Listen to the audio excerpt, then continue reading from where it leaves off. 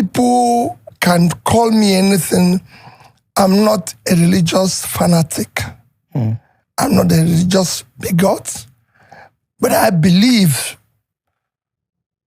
that I have faith in God. Yeah.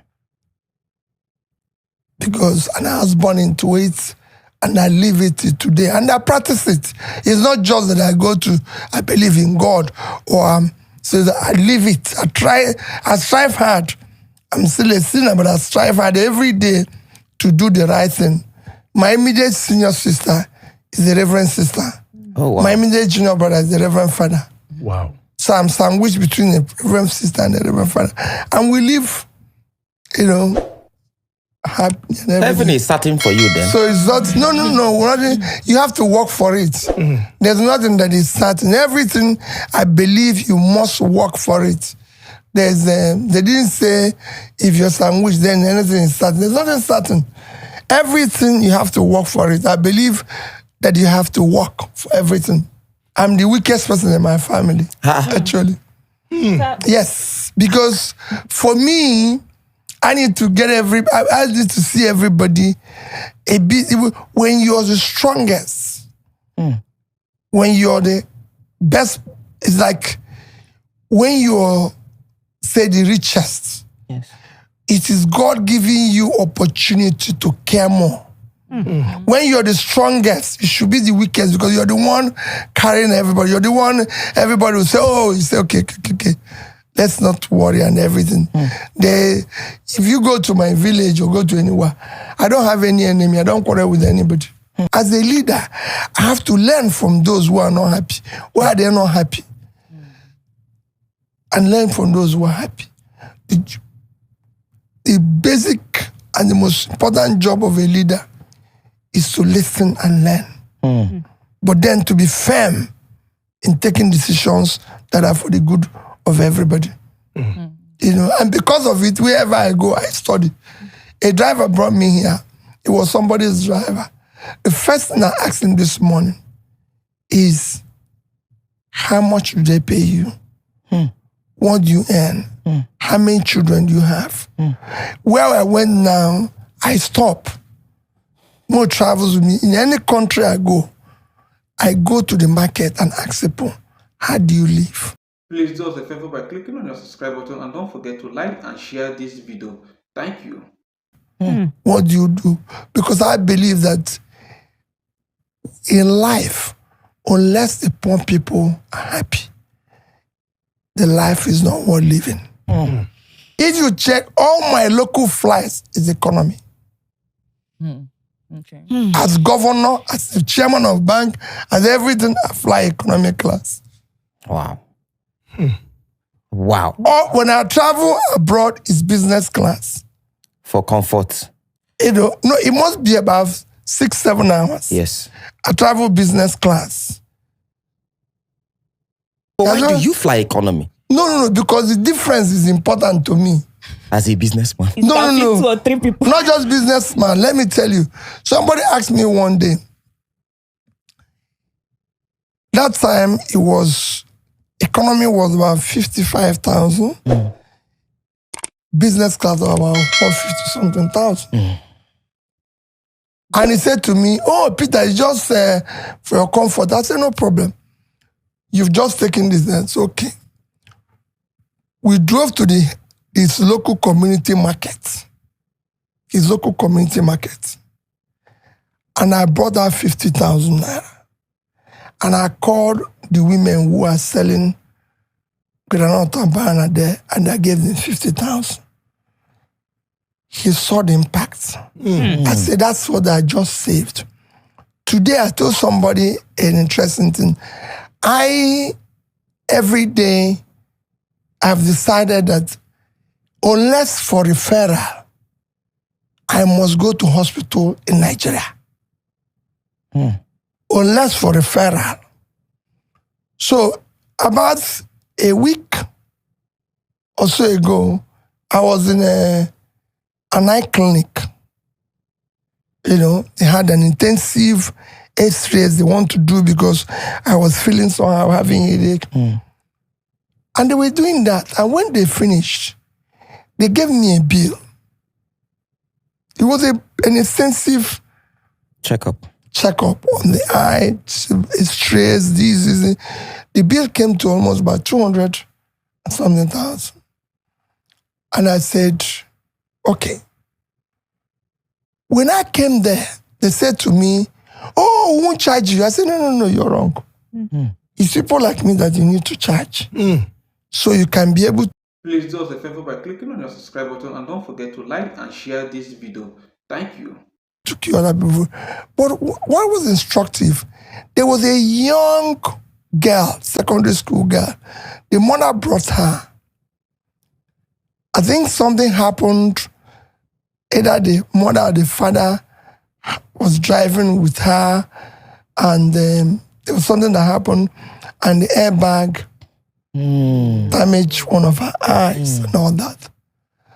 And they have finished doing everything on this young girl, and they gave them a bill of about 41,000 naira. You could see the mother feeling a sense of, oh, can we get discount? And I had to look at the sister in charge. I say, put it in my bill. So I go out and ask somebody, said, everything cost me maybe about 250,000 naira. If I had done that same examination in UK, where I normally go, I can tell you, so what I paid now, using even 2,000, it's around 25 pounds. That thing would have cost me, that's including the glasses, so it would have cost me at least 1,000 pounds. Oh, it's far. Plus going to London and everything. So even the taxi alone from airport to the hospital would have been the same thing. Would have been the same thing. So when you check all this, it becomes imperative that all those little monies you save make impact in people's life. Every month in this country, I must visit a school. I must visit a hospital. Because we live largely in a very unproductive society.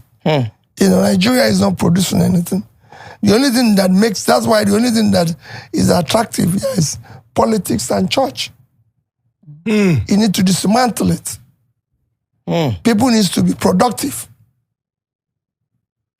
How can we dismantle? You say we need to the only thing that is attractive is politics and church. How do we dismantle politics and church? Because it's like two of them are horse and carriage; they go together. Well, it's very simple.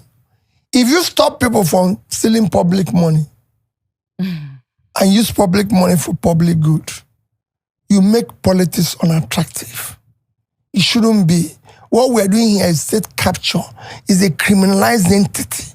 So you have stolen the country or the state, so you steal everything that is there. That must stop. The church must teach morals. Church must work. And we're going to turn night vigil into night shift. So people can be productive. We're not saying you shouldn't go to church. I go to church, I believe in God. Yes. But we cannot have people Monday to Friday be in church morning and night. No. Prayer is after work. God can only bless hard work. He cannot bless you for sleeping. Said if you like, forget about what anybody tells you. Forget anybody who tells you. Anybody who tells you that you got a lot from praying should be arrested. You guys stolen somebody's money. Simple. Is that the reason why you ventured into politics, or you have other reasons? I've said I won't have time to tell you exactly how I went into politics. It's a long story. You can brief us. But I have never imagined I will ever get involved in politics. Oh, wow. Before I ventured into politics, or went to contest governor, I've never voted. I've never been involved with anybody in politics. I got involved in politics by a man called Professor A.B.C. Nwosu. Professor A.B.C. Nwosu contested to be the governor of my state in 1998.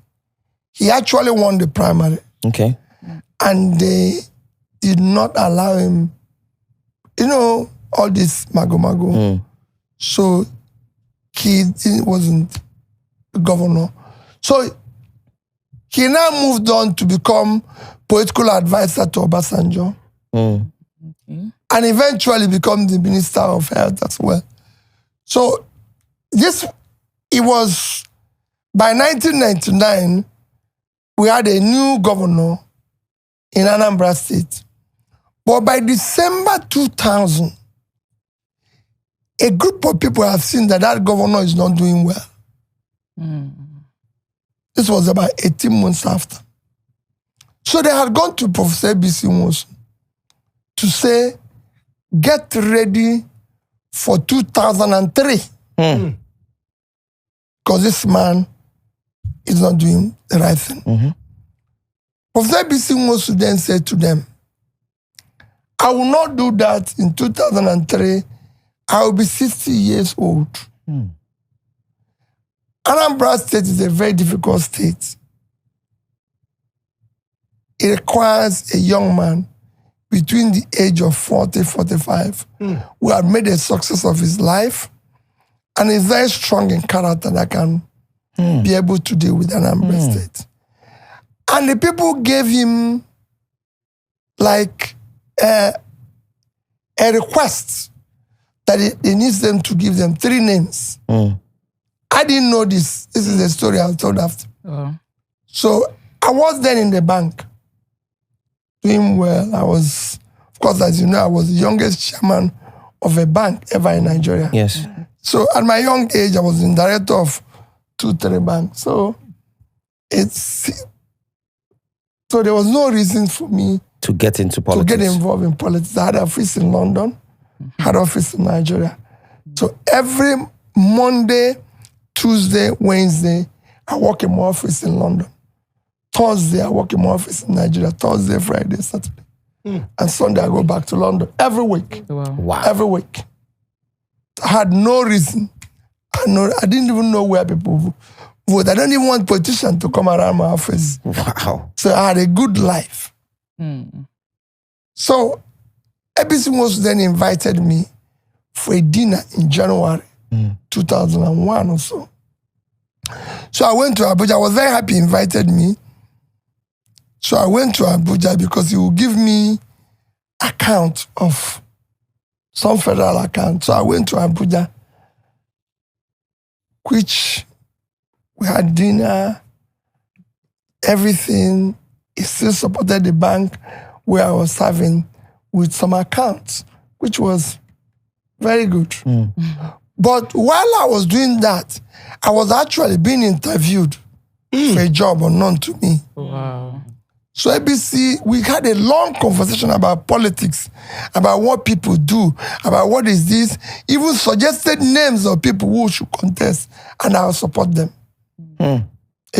So I finished doing that and I left. In April, that group went back to ABC Nwosu and said, okay, we want the 3 names. And he said to them, you want the 3 names? Yes. 1, Peter Obi. 2, Peter Obi. 3, Peter Obi. So thanks for staying with us. You see how P2B have explained part of his life, how he joined politics, and the discipline he had, and how he became rich. Many people have trying to source out how P2B become rich, and many are saying that during this Anambra State gubernatorial election, during their campaign, a lot of people are saying that he stole the Anambra State money, that he had come to clear the air to let people know how he became rich. But you see, P2B is one man that I have seen that he has been transparent in all he do, and whatsoever that he said in the morning, coming 10 days after, he will still say that in the afternoon of that day. So it means that whosoever that repeated one thing over and over is saying the truth. Because I know that when it comes to lie, yes, there are some people who are blessed in lying and they can still, maintain what they said. But in the total number of 100, at least 70% can do mistake of what they have lied about. But that's not what I'm here for. I'm here to talk about P2B. We all heard him. We all see how he described his life. What he believed about religion. People take so religion so big. Now you can find out now that the P2B has a younger brother who is a reverend father and a older sister who is a reverend sister. That's to tell you that he's from a Christian home. So when he said that he's going to turn night vigil to night shifts, a lot of people were saying, so are we not going to pray? Are we not going to do this? Are we not going to do that? But actually, a lot of people who see him as a pagan now have already now seen that he grew up in a principal family and he's also from a religious family. But in all, he's not a religion fanatic.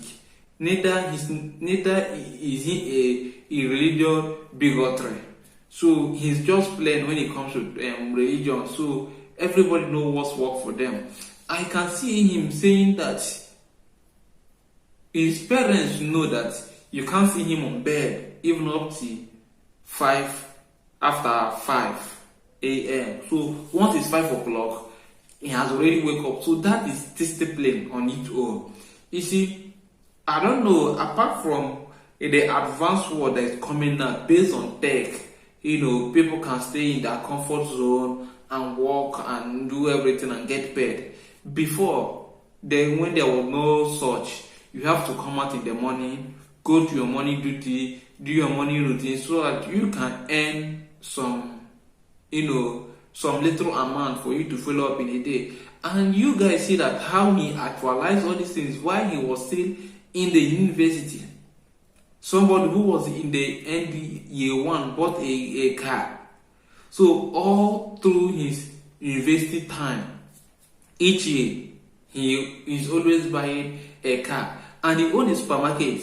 That's to tell you how industrious he is. So when he said that we are going to change Nigeria from consumption to production, it means that he have already practiced it inside him. Make a very productivities of his time.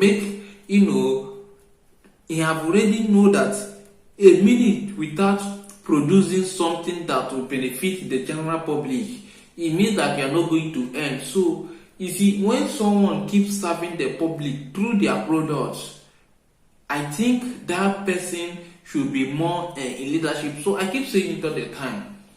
Leadership, when it comes to government, this should be about people who has a business mindset. You can see how Donald J. Trump is leading the America. That's because Donald J. Trump is a businessman.